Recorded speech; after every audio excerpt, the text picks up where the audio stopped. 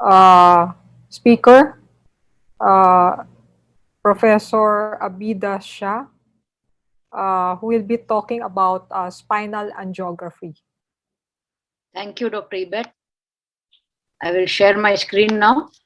So I'm going to talk to you today on spinal angiography and spinal vascular lesions. I thank the organizers, Professor Ramani, Dr. Varnan for inviting me, and Dr. Sahu for inviting me and adjusting my talk here. So basically, before performing a spinal angiography, it is very essential to understand the arterial supply of the cord. The arterial supply of the spinal cord is quite intricate and is quite cumbersome to understand. But once you understand the anatomy, you will understand the anomalies that occur with it. And it is absolutely essential before performing an angio to know this anatomy. So basically, the spinal cord is supplied by spinal arteries, extraspinal arteries, reinforced by radicular arteries, and then there is an arcade formed around the cord, and these are the intramedullary arteries. So the important thing to understand is that there is a longitudinal system and a transverse system. So this transverse system that is actually present at each level of the spinal cord, at each metamer, there is a vessel that enters the dural root sleeve, gives branches rostrally and caudally, which coalesce to form a longitudinal system. This longitudinal system later reinforces the anterior spinal artery and the posterior spinal arteries. As embryologically we develop, most of these connections regress and only a few prominent connections remain, which reinforce the anterior and the posterior spinal arterial systems. So you can see here that most of these the vessels have regressed, and then you see this ventral anterior spinal artery. So let's look into all these vessels one by one. So the main arterial supply of the spinal cord on the anterior perspective is the anterior spinal artery, which arises as branches of the vertebral and runs in the anterior median fissure of the spinal cord. So this is the anterior spinal artery. The posterior spinal artery arises either as branches of the vertebral artery or as branches of the pica, and they run in the posterolateral regions of the spinal cord, just medial to the dorsal nerve roots. And you can see this is the posterior spinal arteries. The extraspinal arteries are basically segmental arteries which are formed from the metameres, and they reinforce this whole anterior and posterior spinal system. So in the cervical region, these vessels are branches of the vertebral, ascending cervical or deep cervical. In the thoracic region, they are branches of the intercostal. In the lumbar, they are branches of the iliolumbar, lumbar, and the lowest lumbar arteries. And the sacral region is supplied by the lateral sacral arteries. So I'm going to show you how these branches come. So this is in the thoracic region, this is the thoracic artery aorta. It gives off the posterior intercostal artery, which then gives out a segmental spinal artery. This spinal artery branches into anterior and posterior radicular arteries. So the anterior radicular artery will reinforce the anterior spinal artery. The posterior radicular artery will reinforce the posterior spinal artery. They run in the dural root sleeves along with the dorsal and the ventral roots. There is another branch, that segmental medullary artery. Now this is the one that is the radiculomedullary artery that joins the anterior spinal artery and reinforces the system. So the anterior spinal artery is reinforced by this segmental medullary arteries, which are present at various levels in the spinal cord.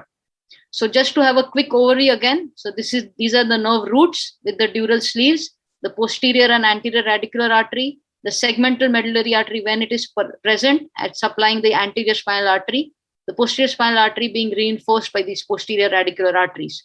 So this is a transverse section showing the same vessels, the anterior and the posterior spinal arteries, the segmental artery as it enters with the nerve roots to give the anterior and posterior radicular branch, and the segmental medullary artery which runs anteriorly and supplies the anterior spinal artery.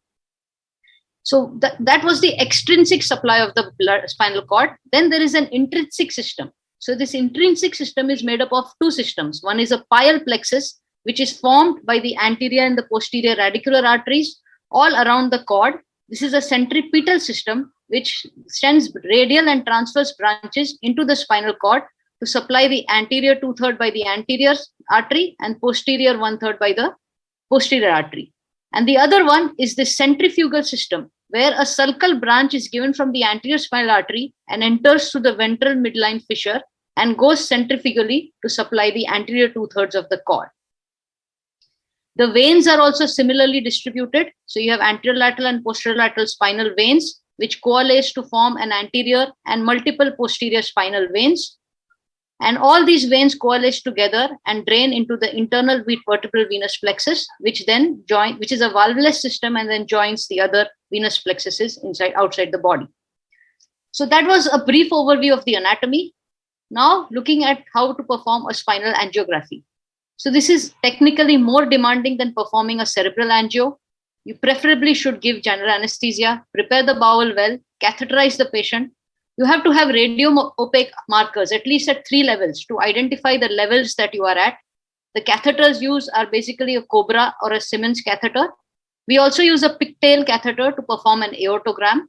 A complete spinal angiogram includes cannularization of all these vessels.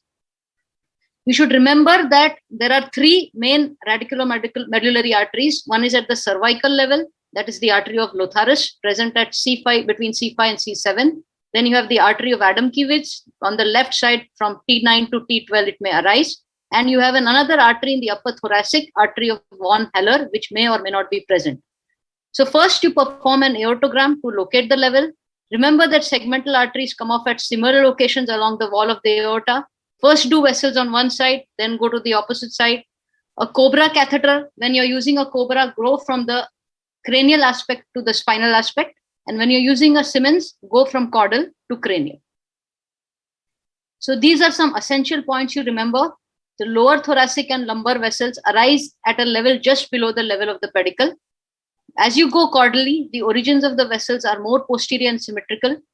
The right intercostals arise from the lateral wall of the aorta, and left intercostals arise from the posterior wall of the aorta. And the lower lumbar vessels may have a common origin. So I'm going to show you some angiographic images. So this is a vertebral run. This is the vertebral artery. This is the ascending and deep cervical arteries. Now you see these radiculomedullary arteries coming from this ascending cervical and going on to reinforce the ASA in the vertebral column. Now this is an angiographic image showing the anterior spinal artery in its entirety as it runs in the ventral midline fissure. These are the AP views, and this is the ventral lateral view showing the ASA running in front of the spinal cord. This is another angiogram showing radiculomedullary arteries that are reinforcing the anterior spinal arteries in the midline, as you can see in this image beautifully. Then after you finish the vertebral runs, you go down and you have the thoracic runs. So you perform an aortogram by taking a pigtail and pushing the die, and you get multiple levels of vessels that you will see. Sometimes this helps in identifying of the fistula or the vascular malformation very easily. As I told you that the vessels lie at the same level on one side. So you can see this is one segmental artery which has been cannulated. If you go at the lower level, you see that it is at almost the same level in the same line, and you cannulate it. So that is why it is easier to finish one side first and then go to the opposite side. Now this is how a normal cannulation of the segmental artery will be. These are the branches of the radicular artery which go and supply the spinal cord, forming an anastomotic network, not very clearly seen here. This is at the lower levels. You see the lower lumbar levels. They have a common origin of the right and the left segmental arteries, as you can see in this aortogram image. Now this image shows the artery of Adam-Kiewicz, which normally arises on the left side between T9 to T12. So you see how it is coming off from the radicular artery, forming a hairpin turn and going on to supply the anterior spinal artery. And this is at the lower lumbar and the sacral levels. You see the intercostals on both sides. Always remember, when you're suspecting a patient with a dural AV fistula and who has congestion, do not forget to do this run, otherwise you will miss the fistula. And this is the end of the supply, where the anterior spinal artery merges with both the posterior spinal arteries and forms an arterial basket at the conus medullaris. So quickly, a few spinal vascular malformations. There are multiple classifications available for spinal vascular malformations, but this is the one that is most commonly followed. This is the Spetzler classification. So extradural AV fistulas, there is the radicular artery joins an epidural vein and forms a fistula in the extradural region. This can be treated both surgically and with embolization. Now, this is the most common variety that we surgeons come across. This is the intradural dorsal AV fistula.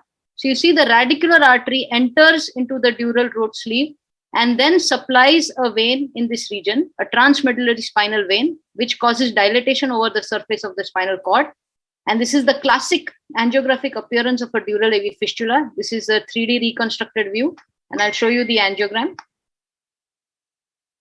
So you see this is the angiogram showing the AV fistula in this region. This is a very classical appearance that you see this hairpin turn and then going down and the dilated veins in this region. This is the region of the dilated veins. So this is another patient that I just did last week. He was treated by a fixation some 6 months back because he presented with radicular pain. The patient improved temporarily, but again started worsening and developing paraparesis. When you see the spine, MRI of the cord, you see these vascular dilatation. When you see these abnormal flow voids, always perform a spinal DSA because the culprit is likely to be a dural AV fistula. So I did this spinal angio, and you can see this beautiful image of this dural AV fistula in this region that was treated surgically. I will show you the images. And nowadays with this rotational angiogram, it is very beautifully seen. You can see this dural AV fistula, and you can see the location of the fistula also with respect to the spinal cord, as you can see in this image here. So this is a nice addition in the armamentarium for a spinal angiography. And these are the operative images performed. I did the surgery last week. So you see, this is the artery. This is the offending artery going in, and these are all arterialized veins on the surface of the spinal cord. So you see how it is entering at this dural root sleeve. So identify the vessel, then I put a temporary clip on it, and you will notice that the veins are becoming blue. The ones that were red initially are now becoming blue. So once you've confirmed this, you can just disconnect the fistula, and the fistula is disconnected, and you can see that the veins have become blue now in color. So this is another image that I told you, don't miss the lateral run, the lower run. So otherwise you will miss this kind of fistula that was present in the region of the lower lumbar and sacral levels. So this is another dural AV fistula.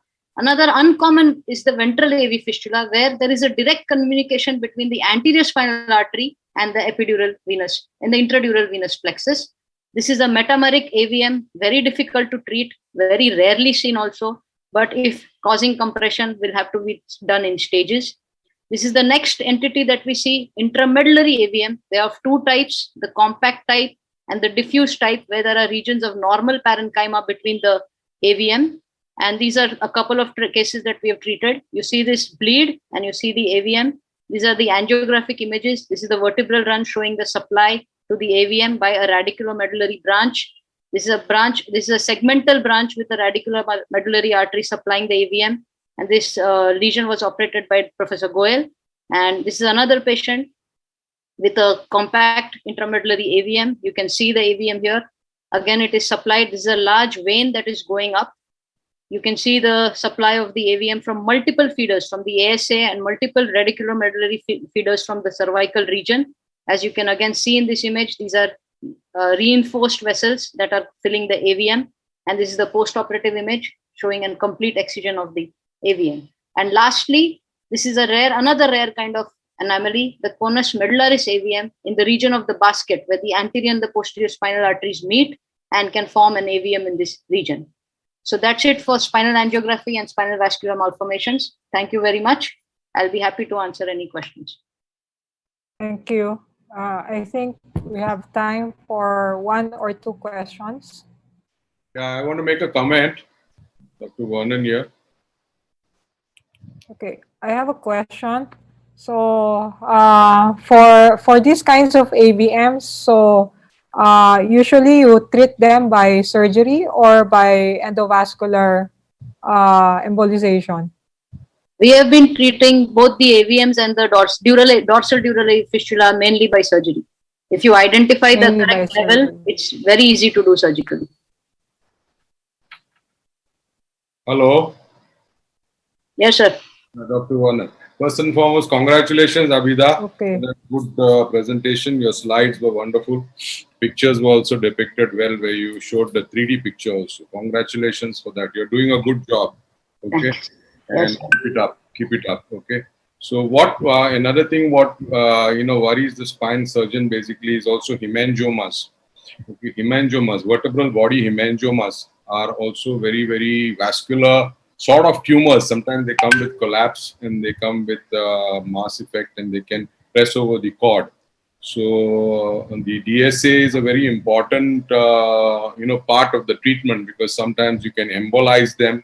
Okay, either you do it, you most probably they do it intra-arterial embolization, or you can do a local embolization also now. So on table. So that's one part which we have to also, show in the presentation. So that's good. So you can include some hemangioma. You must be having a lot of them. No, not many. Okay. Nice presentation. Thank you, sir. Okay, thank you.